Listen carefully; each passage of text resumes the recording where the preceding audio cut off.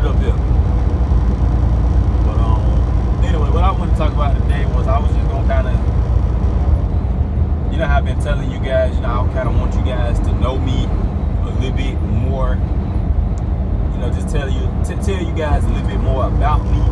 So that's what this video is. Today is gonna be about. I'm gonna tell y'all how I became a truck driver and a little bit why I became a truck driver. So first of all, before I became a truck driver, I was in high school, obviously. I graduated high school in 2013. I moved away from my hometown, and I went up to this place in Alabama called Florence. I went to Florence, Alabama, and stayed for a little while. I'm not exactly how long I stayed up there. I started working at a warehouse. This place called C.R. Gibson in Florence, Alabama. That's where I was working at. And, it's a warehouse.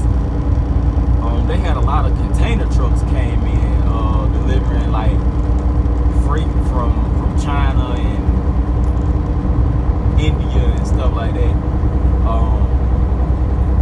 And it would be like school supplies. Or at the time when I started working at C.R. Gibson, it was in August. Well, mid-July, early August, I put it like that. And they had a lot of school supplies coming in, you know, getting ready for the back to school. And I worked there for a little while. And I always had a thought ever since the age of 18, probably a little bit before then, because my granddad drove trucks as well. He drove loud trucks. But I really think I started having the thoughts around age 18 that I might possibly want to become a truck driver at some point in my life. And reason being was because when I was working at this warehouse, this distribution center, and we'd get trucks that came in, I would hate it every time a truck came in, because I would look at them, I'd be like, man, they bringing all this damn work and they ain't doing shit. They just sitting in their damn truck chilling and got our ass in here slaving. That's how I felt. And then it was a truck driver. He actually came inside one day. We called him Preacher Man. I think he was a preacher on the weekends or something like that. Or maybe on Sunday. Or he might have just been real religious. I don't know the guy. But that was his name. People called him Preacher Man.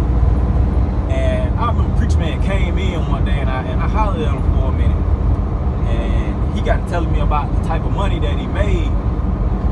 And you know, in my head, you know, I didn't say nothing to him at the time, but in my head, I'm thinking, man, you making all this money and you don't appear to be working that hard. You know, you bringing the work to us, we unloading you. You know, in my head, it was like all he was doing was picking up the load, because he was pulling out of Memphis, Tennessee, out of, I guess they got a port over there or something. I don't know, but that's where he said he was coming from. He'd pick his load up in Memphis in a container and bring it to Florence, Alabama. And you know, in my head, it's like, man, you just picking up a load and you bringing it over here and you making however much he was making. I forgot exactly what he told me, but it was enough for me to be like, man, shit, this the wrong damn job for me. I'm working too hard and I ain't making that much, and he's just sitting here in this truck and I ain't doing really too much of nothing, probably in his bed chilling and getting paid all this amount of money. But at the time, I wasn't old enough to go and get my CDL. I was probably about 18, 19 years old at that time. But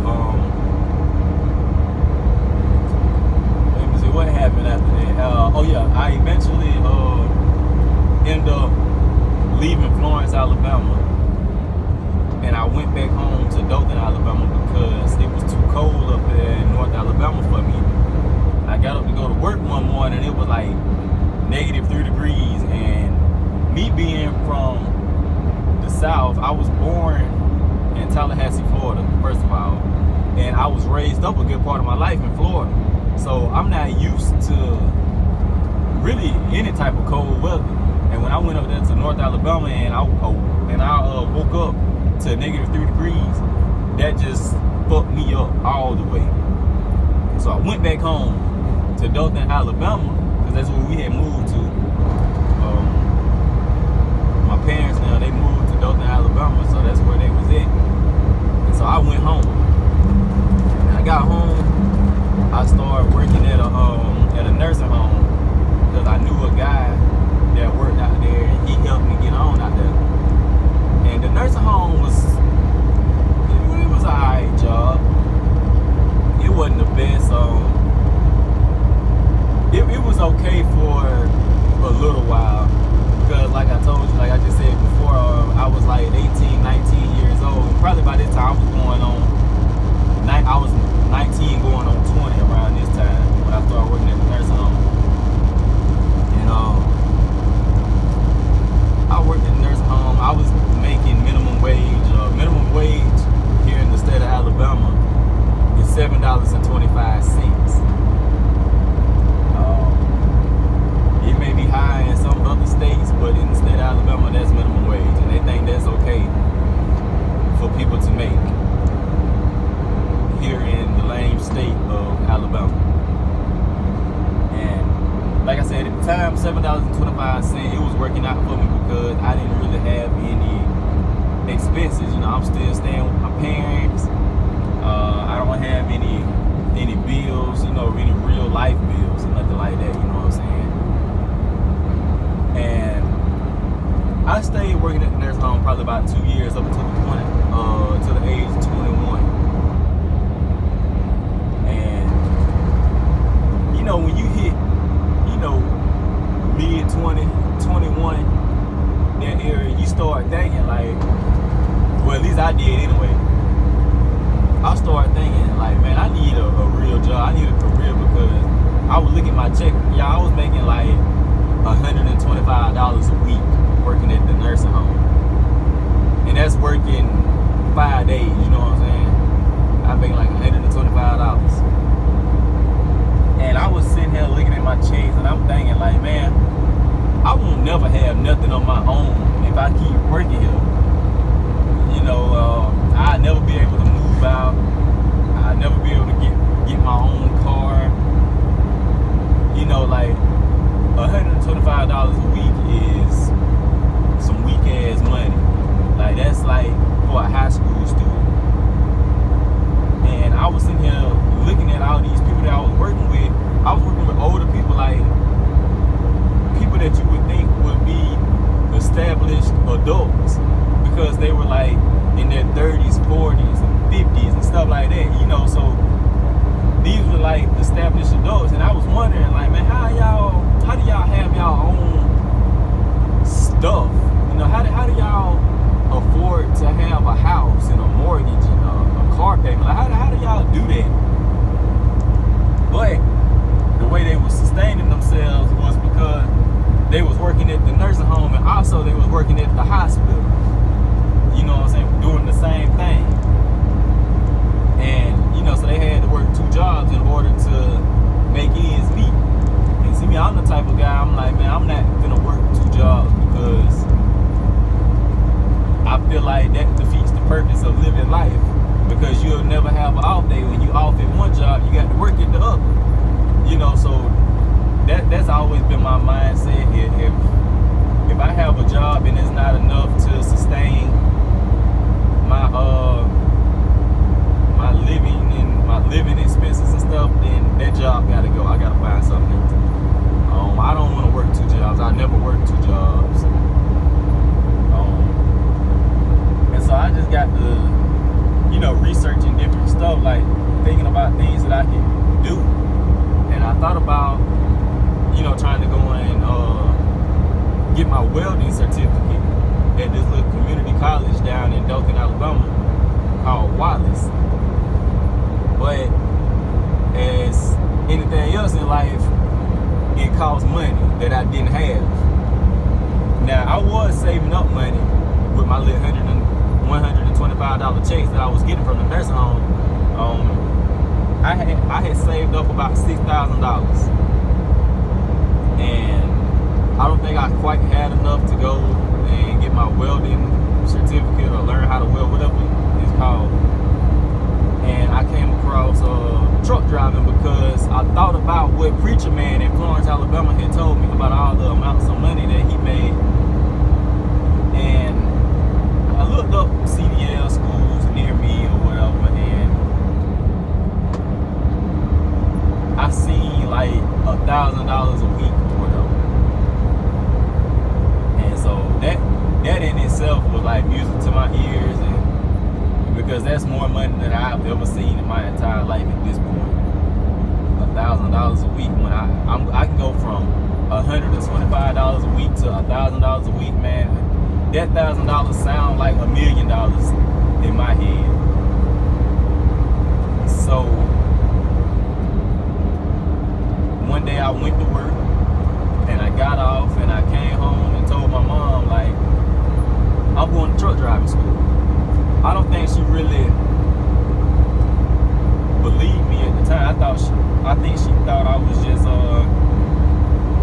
just talking, because my job had kind of got old to me, and I wasn't really making no money, and I was getting bored with it. I was getting tired of making, $125 a year a week, because I felt as if, like, I'm a grown man now. Like, I'm becoming a grown man, and I'm making $125. Like, that's little boy money. I need something real. And so I looked up on the internet truck driving school, and came home, told my mom I was going to truck driving school, and I left on January 31st, I think it was, and I went up to Oxford, Alabama, to TDI, Truck Driving Institute, is what it was called. They was full of shit. They was bullshit. They was some little racist motherfuckers. There was even one guy up there, the instructor. He was in the Navy probably about 100 years ago, and he wanted us to call him Master Sergeant, Master Sir, or some shit like that. And I wouldn't have it. I'm not gonna call another grown ass man Master Sergeant, Master, whatever the fuck he wanted us to call him. I just wasn't gonna do it. And they also wasn't teaching us shit either. They had favors. They would bring in these country boys that's been driving big ass tractors and shit their whole life. They kind of got an idea on how to back a trailer up. And then you got a guy like me, ain't never drove a tractor, ain't never backed up a lawnmower trailer or anything like that, so I'm having a hard time, and it's like I'm just kind of getting left behind in the class. So I eventually left there after like 2 weeks, and I went down to Cottonwood, Alabama, which I would advise any of you rookies or anybody that's thinking about getting their CDLs to go to. I went down to Cottonwood, Alabama, to a school called Southern States Truck Driving School. If you guys want some information on that school, y'all need to hit me up down below in the comments, and I'll give y'all some information, because I have connects down there still to this day. But yeah, I went down there and I learned everything that I needed to learn. Some of it was like one-on-one type training, and it was just all around good school. They don't kick you out if you take your driving test and you fail it the first time or whatever. They won't kick you out. They'll just keep working with you. They won't charge you extra for nothing if you have to stay a little bit longer than 4 weeks. It's just all around great school. But yeah, I ended up going there. I passed my CDL test on the first try, and really the rest is history, y'all. I've been driving ever since. Started off with Western Express. They wasn't hitting on shit. Went to Snyder. They wasn't hitting on shit for real. I went to JB Hunt. They wasn't hitting on shit for real. And now I'm here at I went to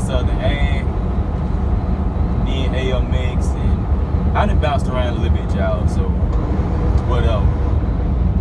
But I'm good now, so it don't even matter.